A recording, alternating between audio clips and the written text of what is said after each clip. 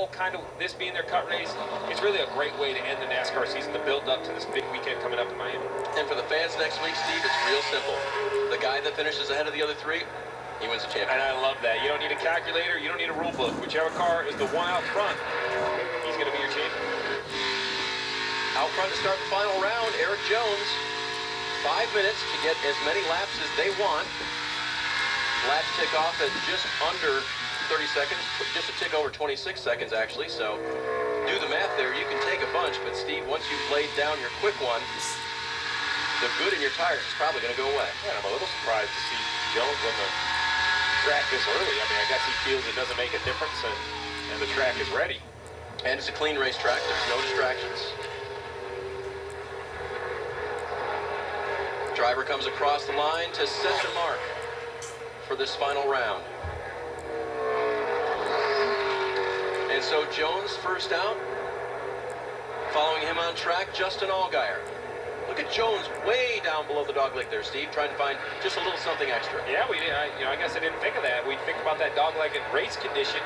You want to get down there and get as low as possible, but that 26.51 was a good first lap and trending better. He's going to be down to 26.40s. This lap by Eric Jones, that makes a statement. We'll see how Justin Allgaier responds. Now remember, we got Justin Allgaier and Blake Cook. 2 rounds in. Right now, if it was a boxing match, I think I'd have round one a draw. I would call it a draw because the car that was faster ran 2 laps. I would have round 2 easily to Blake Cook, who's going to win round 3. Never let me think into the judge's mind there. Steve had round 1 a draw. So Allgaier's mark 26.79, and he'll come around and complete this one, see if he can improve on that. He will not. Oh, he will. A 78, just barely. As we talk about this shortcut, you hear how rough it is, but it's, hey, listen, what's the shortest distance between 20 points? We'll make it a straight line. So he says, I'm not going to run the dog leg. I'm going to run through the tri-oval. We're going to see that all night long on the restarts. Yep. Eric Jones, he decided to do it qualifying. Austin Dillon now on track in the 2 car. Richard Childress' grandson racing for Pop-Pop. Come around and take his lap here. He's in the red right now. And that is going to put him 3rd overall. Kyle Busch got off turn 4 really good. This entire lap is going to be made in turn 4. 26.44. That is all done in turns 3 and 4 for the 18 car. And Steve, what are you looking at there? Just stability of the chassis, no movement from the driver's hands? It was no movement. It wrapped right around the yellow line, and when you look at the tracker, it just continues to get faster and faster, gaining time off. And how about Blake Cook right here? Has a good lap put together. Allgaier versus Cook. Cook will win this round in the 3rd position.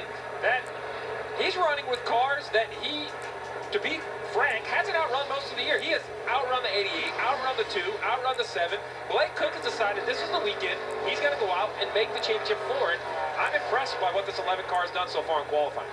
Ryan Reed with work to do as well. He was below the cut line coming in, and he'll out-qualify Cook. Except we'll see what Blake can do on the 2nd lap. Baby. Nice job. And the crew very impressed with what their driver has just done. Reed will stay ahead of Cook. Here's Elliott Sadler on track. This is my driver. This is the one I feel is going to sneak in.